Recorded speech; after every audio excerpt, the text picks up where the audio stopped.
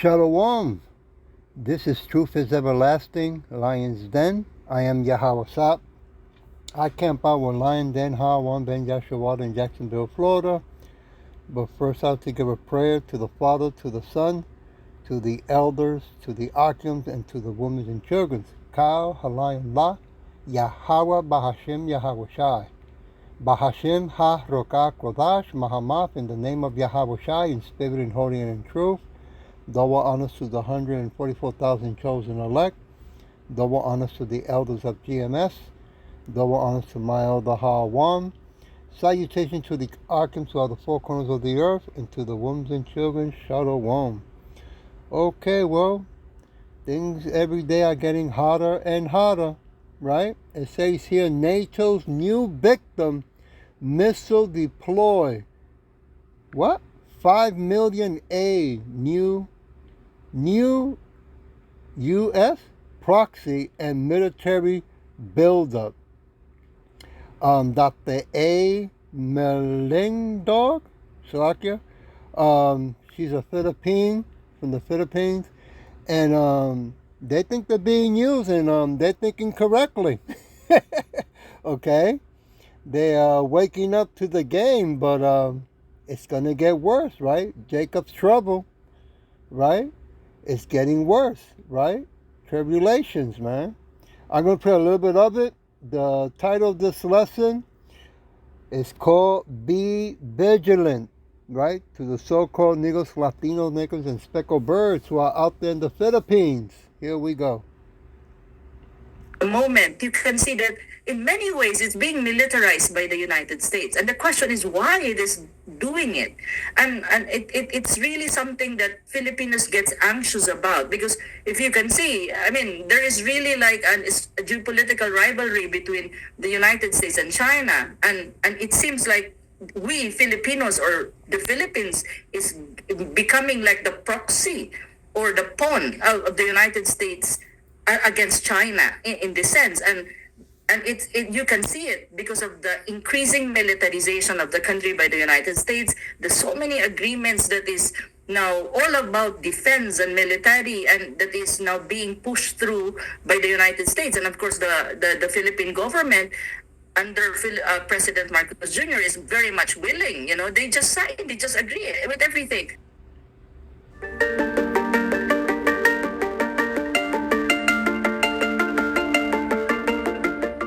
Everyone, welcome to the new episode. Today I have the pleasure of hosting Professor Anna Rosario Malindog Uy. Anna is the Director and Vice President for External Affairs of the Asian Century Philippines Strategic Studies Institute, a think tank based in Manila.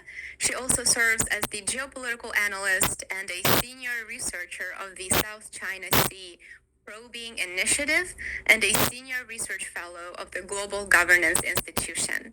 Anna is a very prolific writer. I enjoy her articles very much.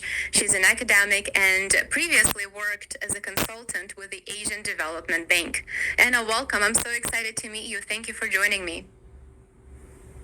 Thank you so much, Lena, for inviting me and giving me the opportunity to have a conversation with you, especially on issues that is critical to my country and even to the region, the Asia Pacific region, and the broader, in a broader sense, to the world. And this is really a good opportunity, and I'm looking forward to more exchanges with you, and after this one. No, it is my pleasure, and I certainly appreciate your articles. I'm a big fan of yours, and like we just chatted, I have no idea when you sleep, because your articles are so on point, they're so timely, and so very important. And for our viewers, I will link Anna's blog, her website, in the video description below, and if you would like to stay up to date on the recent developments, please give her a follow. So, as all eyes are on the Middle East, of course, right now, there are very important events that are taking place in Southeast Asia, and they should not be dismissed. Of course, these events are in the context of the U.S.-China and the U.S.-Russia escalating tensions.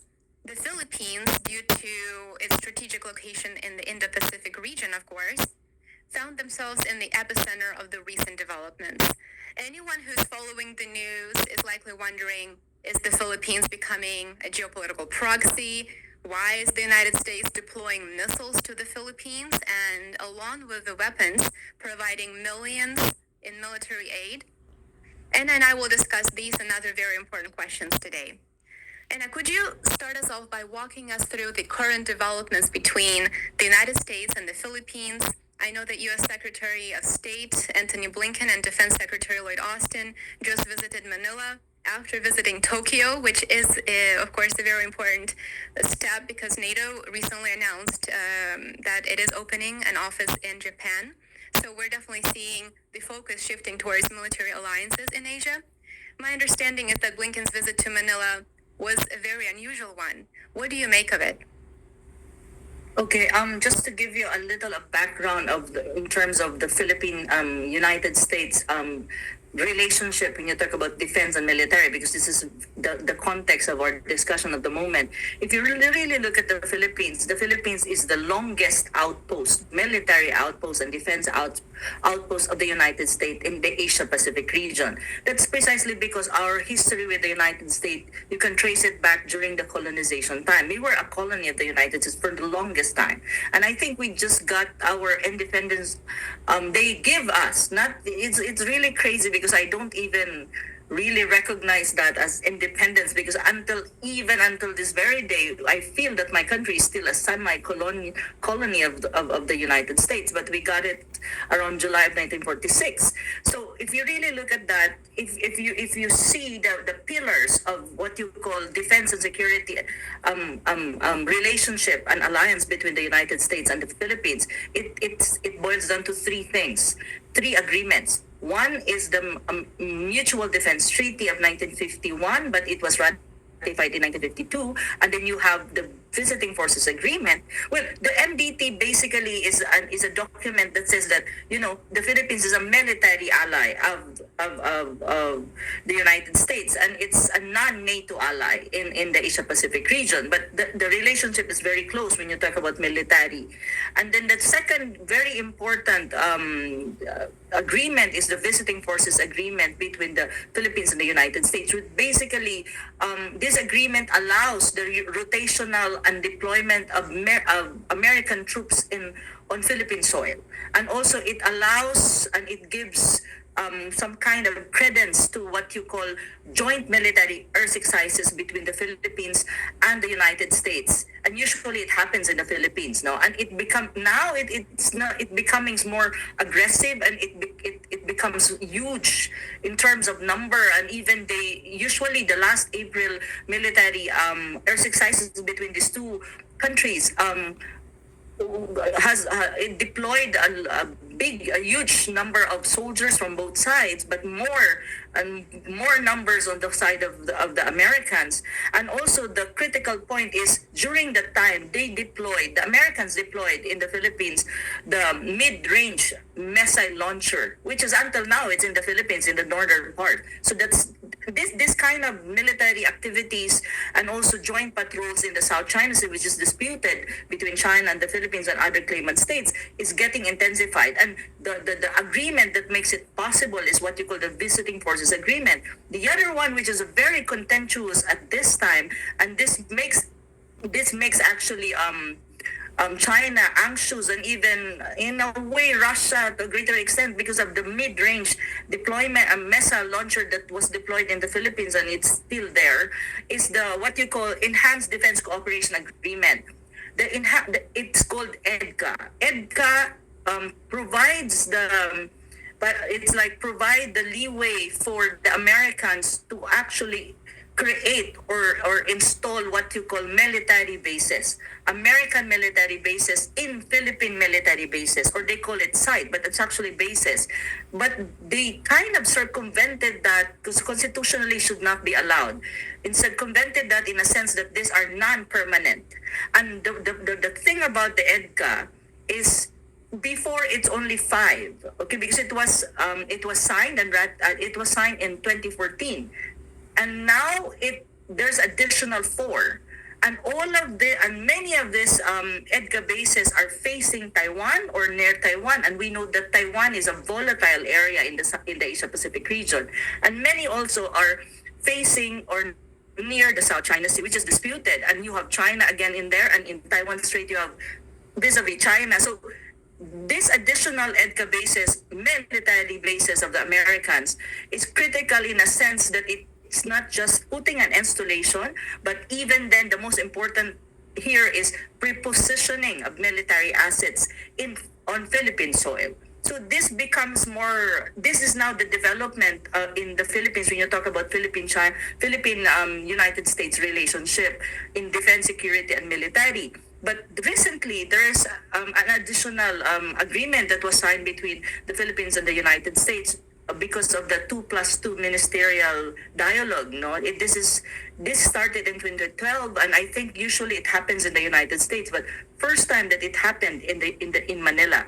And they signed an agreement on intelligence exchange of information, and another outcome of this ministerial dialogue between the two countries is the 500 million US dollars kind of military financing that the United States is saying that it would extend to the Philippines. So if you really look at my country at the moment, you can see that in many ways it's being militarized by the United States. And the question is why it is doing it. And it's really something that Filipinos gets anxious about, because if you can see, I mean, there is really like a geopolitical rivalry between the United States and China. And it seems like we Filipinos or the Philippines is becoming like the proxy or the pawn of the United States against China in this sense. And you can see it because of the increasing militarization of the country by the United States. There's so many agreements that is now all about defense and military, and that is now being pushed through by the United States. And of course, the Philippine government under President Marcos Jr. is very much willing. You know, they just signed, they just agree with everything. And another even agreement that has something to do with military and defense is what you call RAA, which is the reciprocal. We call it the reciprocal access agreement between Japan and Japan and the Philippines. But if you really look at it, it's actually orchestrated by the United States. So if this Okay, let me stop it there. I believe you're catching the hint. Yeah, they're being used. America goes around the world raping, robbing, and plundering in a nice, professional way, right? The Philippines, besides that they're not really Philippines, you know, that's was given to them by a Spanish noble, whoever conquered their island, right? It's like I don't remember the name at this time.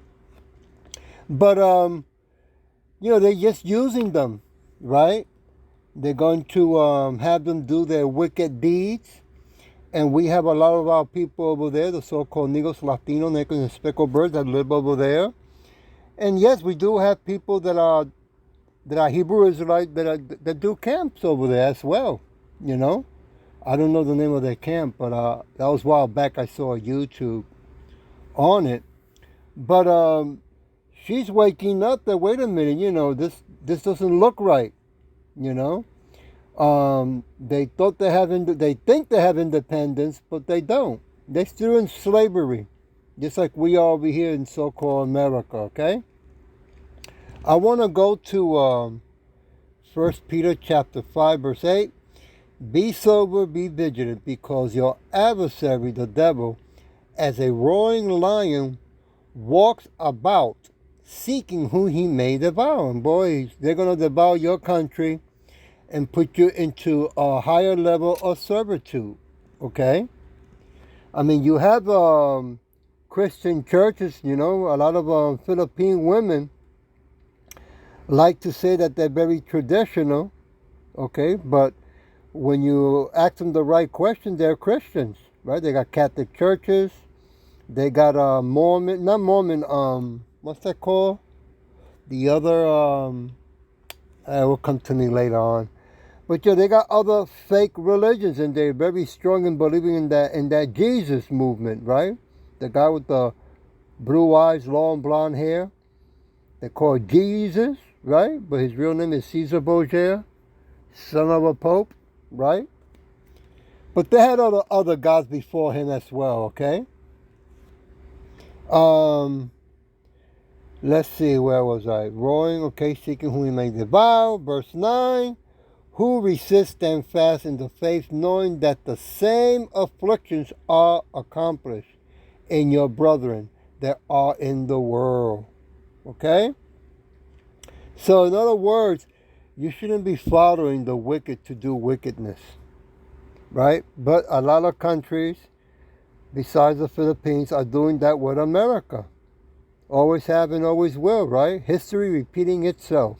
Verse 10, but Yahweh of all grace, who has called us into his eternal glory by Yahweh Shai. After that ye have suffered a while, make you perfect, establish, strengthen, settle you. Yeah. You know, our people that are living in the Philippines, the so-called Negros, Latino Americans, and speckled birds, well, you better take heed and start repenting. Okay? It's going to get worse over there, too. Look what's happening right now in Venezuela. Right? Their money, right, means nothing. They have to go to other countries to make a living. Some of these Venezuelan women, just like the Colombian women that are married with kids, have to go into the street and prostitute themselves, right? All because they don't know the word of Yahweh, Shin Yahweh Shai. I want to go to, let me take this to Proverbs so you can see how wise it is to use the name of Yahweh Shai and come back to the scripture, right? Proverbs chapter 4, verse 14. To you so-called Negros, Latinos, Negros, and speckled birds. 14, let me start with 14. Enter not in the path of the wicked, and go not in the way of evil men. Well, that's what exactly the Philippines are doing. Verse 15, avoid it, pass not by it. Turn from it and pass away. Too late, you did a treaty, a contract, and the Edomite throughout history, they don't keep treaties and they sure don't keep contracts. Verse 16, for they sleep not except they have done mischief, right? Bad things or deceitful things. And their sleep is taken away unless they cause some to fall. And boy, are you about to go down, Philippines. Verse 17, for they eat the bread of wickedness and they drink the wine of violence. Woo! Verse 18, but the path of the just is as a shining light that shines more and more unto the perfect day. Right? So our people are living in the Philippines, keep doing the work, and those that are living out there for what you call those that were popping up on YouTube, passport bros, repent, right? Another advice I'm gonna give you: don't get involved in those state marriage contract. Better look into the law. I believe in the Philippines, if you get married by the state, you also have to take care of the woman you marry. You got to take care also of her family, right? Better look into that. Verse, give me a minute, where am I? 19, the way of the wicked is as darkness. They know not at what they stumble. Verse 20, my son, attend to my words. Incline thy ear unto my saying. You so-called Negros, Latino, and speckled birds. Going to get ugly over there too. This is going to be worldwide, by the way, what's going on, okay? Not only in the Philippines. Verse 21, let them not depart from thy ears, keep them in thy midst of thy heart, of thy mind. Verse 22, for they are life unto those that find them, and health to all their flesh. Okay? Very important. Take it seriously. Verse 23. Keep thy heart, thy mind with all diligence, for out of it are the issues of life. Verse 24. Put away from thee a forward mouth, deceitful mouth, and perversive lips put far from thee. Verse 25. Let thy eyes look right on, and let thy eyes lid look straight before thee. And how you do that? By looking into the book, the Bible that belongs only to 12 tribes, the so-called Negros, Latino, Negroes, and speckled birds. Repent with fear and trembling. Verse 26. Ponder the path of thy feet, and law thy ways be established. Yeah. You know, the more weapons America brings to your island, the worse it's going to be for you, right? With China and Russia and other countries as well. Verse 27, turn not to the right hand nor to the left. Remove thy foot from evil. But we got a lot of our people that are so happy to join the army. Boy, I bet you wish you didn't do that now. I want to go to Luke 21. 21 verse 36. They didn't take it. That's strange. 36. Watch ye therefore, and pray always, that ye may be accounted worthy to escape all these things that shall come to pass, and to stand before the Son of Man. Yeah. You got caught up doing the work of the wicked and not doing the work of Yahweh Shem Yahweh Shai. You kept so busy in the entertainment of this wicked world, you so-called Negros, Latino, Negroes, and speckled birds. And now World War III is closer than ever before. How you like that? Time has moved so fast. I want to go to Luke 18, chapter 1. And he spake a parable unto them to this end, that men ought to always to pray and not to faint. Yeah. A lot of our people, 2/3 at least, love praying to that Jesus, right?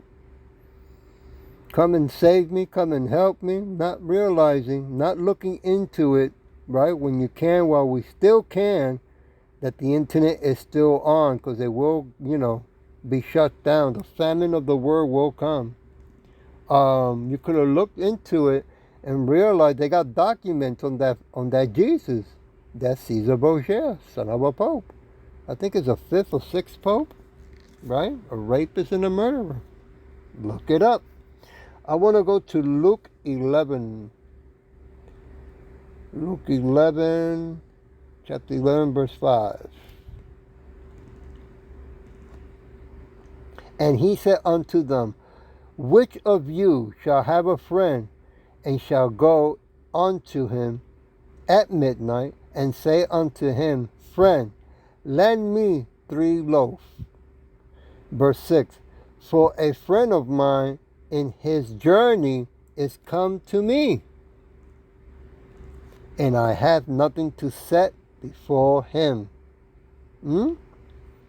What kind of friend is that come at night, right? Can you get me some food? Is it food that he's asking for? Let's see. Verse 7, and he from within shall answer and say, trouble me not, the door is now shut, and my children are with me in bed. I cannot rise and give thee. Verse 8, I say unto you, though he will not rise to give him, because he is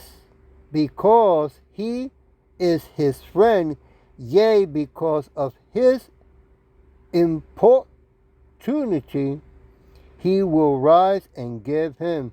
as many as he needs. Verse 9. And I say unto you, ask, and it shall be given. Oh, we're realizing what it is now. Seek, and ye shall find. Knock, and it shall be opened unto you. Verse 10. For everyone that asks receives, and he that seeks finds, and to him that knocks it shall be open. How many of you, so-called Negros, Latino, Negros, and speckled birds, are calling in the true ancient Paleo-Hebrew name Yahweh the Father and Yahweh Shai in prayer? Well, you were so busy looking for a traditional woman that is a Christian, right? Not in the true traditional of the Bible, but of the Roman Catholic Church, right? And of these Christian churches that in the Philippines, they also have a 501c3 incorporated contract prostitute church, right? That is owned by who? The Elamite. Who are the Elamites? The Caucasian people. Surprise, surprise. The Edoms, right? That the Bible talks about. I want to go to Isaiah chapter 55. If I can find it a little bit quicker, that'll be nice. Verse 6.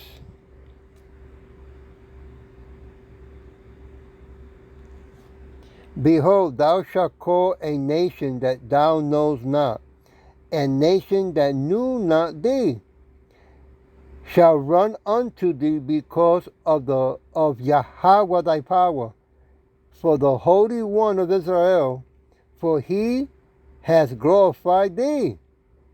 You know, in the past we had to run to and fro when we were being chased, okay? The way it's happening now is that they're using military to distract everyone. Okay? Our people, when I say that.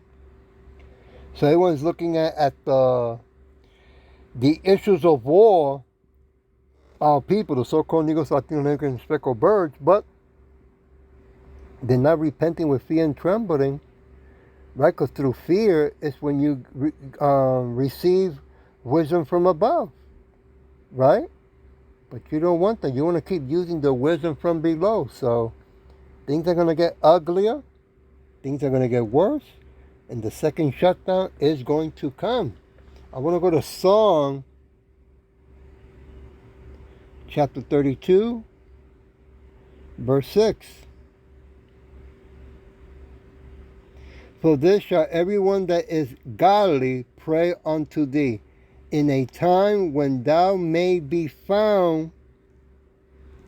Surely in the flood of great waters they shall not come near unto him. Yeah, you're going to be looking for Yahweh Shai when, things get worse. Well, it's around the corner, right? The Philippine, boy, you are right there, okay? You're going to be facing China and Russia. And soon it's going to happen to America too, okay?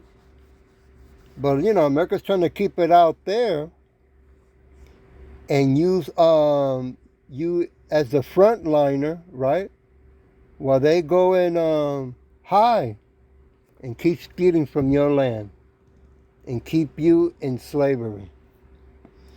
Hebrew chapter 3. Slovakia.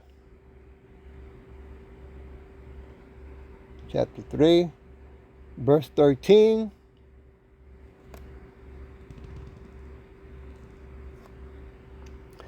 But exhort one another daily while it is called today, lest any of you be hardened through the deceitfulness of sin. Right? And how do you exhort yourselves? Well, we feed each other by doing these lessons, right? When you say you love your people, you feed them with the truth in the name of Yahweh Shin Yahweh Shai. Not gossiping, Not quoting on that Jesus with the long hair and high heels. See? But are you doing that over in the Philippines? I know I saw only one YouTube of a camp. I'm trying to remember the name of the camp. Hebrew Israelite Philippine or something like that. Slovakia. Anyway, moving along. Verse 14. For we are made partakers of Yahweh Shai, if we hold the beginning of our confidence steadfast unto the end. Do the work, man. The only way that we're going to make it out of this hellhole, because this is a hell for us, this is not our kingdom, okay? And this is this system, right? This where we are in Scripture, that you will find it in Job chapter 9, verse 24. The earth is given to the hands of the wicked. Okay? Yahweh Shai will come back. And when he does, he's going to remove this wicked world from the face of the earth. And the Edomites, he's going to take them out of power. Want to go to John chapter 15? Yeah, now this woman's concerned now. She's saying things are not making sense, you know. John chapter 15, verse 7. If ye abide in me, and my words abide in you, ye shall ask what ye will, and it shall be done unto you. Right? But most of our people, 2/3 anyway, want to keep quoting that Jesus, which, that's really an Edomite, right? Satan's children, to make it more clear. Okay, I want to go to 1 Peter. 1 Peter, here we go. Chapter 4, verse 7.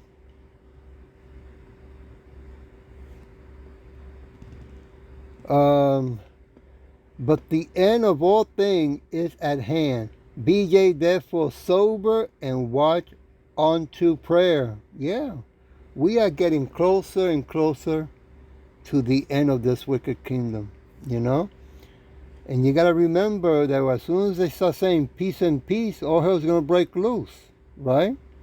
There's a part, I think it's in Isaiah chapter 48:22, right? For they, peace is not given to the wicked, okay? Something like that. Verse 8, and above all things, have fervent charity among yourselves, for charity shall cover the multitude of sins. Well, you're in the Philippines, so if they got that Christian mentality, be careful, you so-called Negros, Latinos, Americans, and speckled birds. Verse 9, use hospitality one to another without grudging. Okay? So, let's see. That's going to be very interesting, right? Hell's about to magnify over there to the Philippines. I want to go to Hebrew. Again, chapter 13, verse 2. Be not forgetful to entertain strangers, for thereby some have entertained angels unaware. There's an old saying, see if I can remember it. The only reason you don't recognize me as an angel is because you're used to looking for wings. Right? So the Philippines over there, not knowing that the so-called Negros, Latino, Americans, and speckled birds are the true Hebrew Israelite that the Bible talks about. And that God is going to send his son Yahweh Shai, and that so-called UFOs, when it's really chariots or clouds that the Bible talks about, with a host of angels. And he's only coming to get only 144,000 chosen elect, which is all men. I pray and hope I'm one of them. And 1/3 of men, women, and children. Hmm? Yeah. It's getting very interesting. I want to go back to John chapter 8.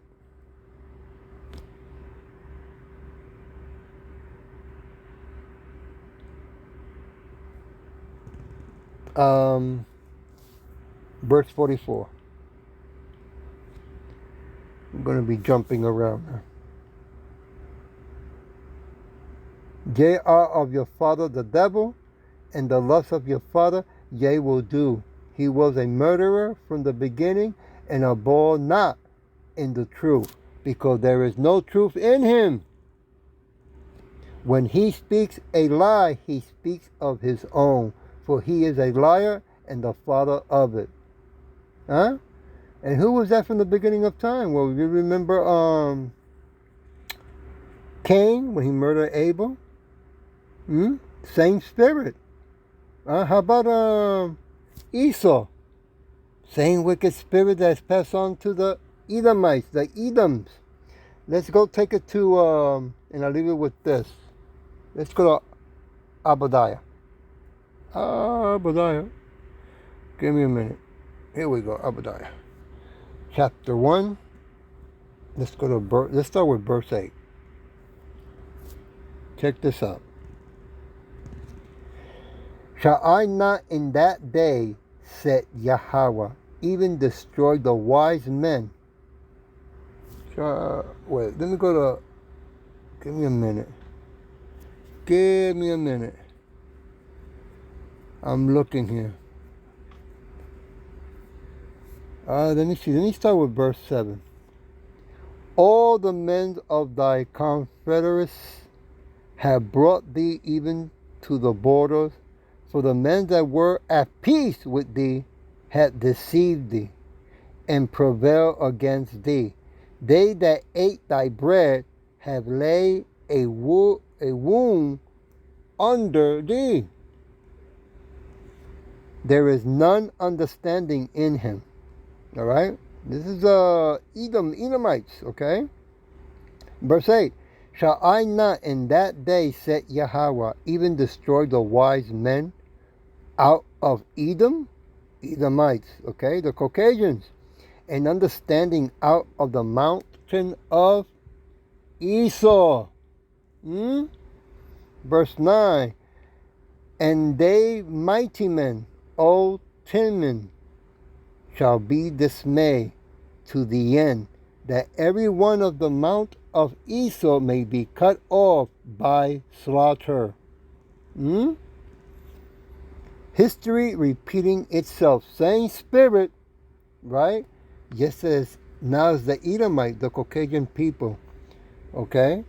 And they came after us in the era of Rome. I think it was Romans that was chasing us, right? And we were trying to escape, right? Especially Jacob, Judah first, Slakia, right? And then Jacob.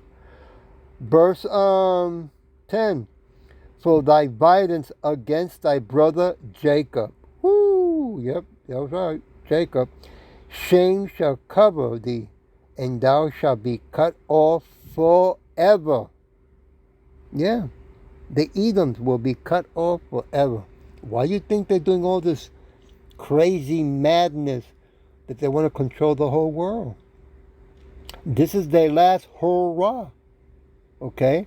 Their empire is going down, which is from really the ancient Roman Empire. Okay? Verse 11. In the day that thou stood on the other side, in that day that the stranger carry away captive his force, and foreigners enter into his gates, and cast lot upon Jerusalem. Right? That was us. Even thou wast as one of them. Okay? They helped the Romans, right? Even though every country, every kingdom in the past did the same thing to us, right? They didn't give us refuge. But they didn't chase us as bad as the Edoms did. And they rejoiced in doing it. Okay? So they used to be our brother.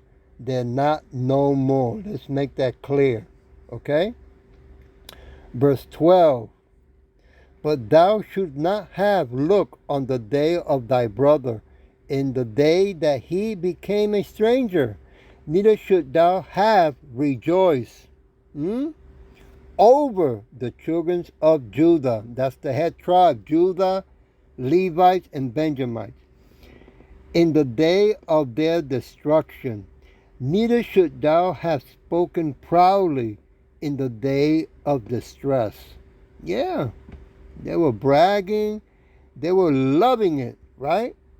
They love it so much, the Edomites, that they still keep us today in slavery. And remember, the so-called Negros, Latino Americans, and Speckled Bird, we are all over the world. Okay? Verse 13, thou shouldst not have entered into the gate of my people. Woo! In the day of their calamity, yea, thou should not have looked on their affliction in the days of their calamity, nor have laid hands on their substance in the days of their calamity. Yeah, they rape our women, right? Our sons, right? They kill our babies, right? They even ate some of our children. You know, women that were pregnant, they cut their stomach open so they can feed their dogs, our children. Verse 14, neither should thou have stood in the crossway to cut off those of his that did escape. See, they didn't let us, they blocked us, right? Until the red, they're over here, they're over here. Neither should thou have delivered up those of his that did remain in the days of distress. Boy, are the Edomites in big, big trouble. Verse 15, for the day of Yahweh is near upon all the heathens. Yeah. As thou hast done, it shall be done unto thee. Thy reward shall return upon thee own head. Oh yeah. When Yahweh Shai, my big brother, 10 feet tall, afro, dark skin. Okay? He is not Jesus. Right? That name Jesus, letter J, that was in what, the 1500s? Right? And if you look up that name Jesus, you find out that that's a Latin and Greek name. Our King Yahweh Shah, he is not Latin and he is not Greek. Okay? He's a Jew, Hebrew, Israelite. Get that through your head. For as ye have drunk upon my holy mountain, so shall all the heathens drink continually. Continually, non-stop. Yea, they shall drink, and they shall swaddle down, and they shall be as though they had not been. Yeah, you're going to drink every drop. We drank some of it, and we paid for it. You're going to drink the whole cup. Verse 16, for as they have drunk upon my, 17, Slakia. But upon Mount Zion, right, Mount of Israel, or people of government, not yet here, shall be deliverance, and there shall be holiness, set apart, and the house of Jacob shall possess their possessions. Everything you took from us, everything is going to be taken from you when Yahushua comes back. Even your daughters and your wives. Okay? Get ready, Edomite. Verse 18. And the house of Jacob shall be a fire. Woo! And the house of Joseph, right? A flame. And the house of Esau for a stubble. Yeah, when you hear Jacob, it's talking about the tribe of Judah, right? But Jacob was changed to Israel, okay? But it's talking about Judah, Judah, Levi, and Benjamin, and then Joseph, right? The rest of the other tribes, um, Ephraim, Manasseh, okay. Um, don't come to me the other name, Slovakia. Where was I? The flame, okay, the stubble, and they shall kindle in them and devour them, and there shall not be any remain of the house of Esau, for Yahweh has spoken it. Hmm? Yeah. When Yahweh comes back, he's coming to clean house. He's not coming to save the whole world. That's one big fat lie. He's only coming for 12 tribes. But first, at this time, he's coming for 144,000 chosen elect, and 1/3, 2/3 are going to be left behind to be burned in the lake of fire. For being stiff-necked, right? For loving this world and participating in the wickedness of this world. Verse 19. Is it verse 19? Let me see. Oh no, that's it. Verse 18. That's Slovakia. I'll leave it at that. They will conquer. Let me see. That's what I want to look. Slovakia. That was in the era. Let me see. What year did Edom fall? You know, they wasn't destroyed permanently. They only fell and rise back up. It was 553 BC, conquered by the Babylonian king Nebuchadnezzar. I think that was the last king in Babylon. Okay? I read 8. This is the last one I read in 18. And the house of Jacob shall be a fire, and the house of Joseph a flame, and the house of Esau for stubble. And they shall kindle in them and devour them. And there shall not be any remain of the house of Esau. For Yahweh has spoken it. This is going to happen. Okay? Yahweh is going to come back and he's going to clean up. He's going to remove the wicked kingdom off the face of the earth, and he's going to bring his kingdom back on earth for eternity. I hope that this was edifying, and with that I say shalom.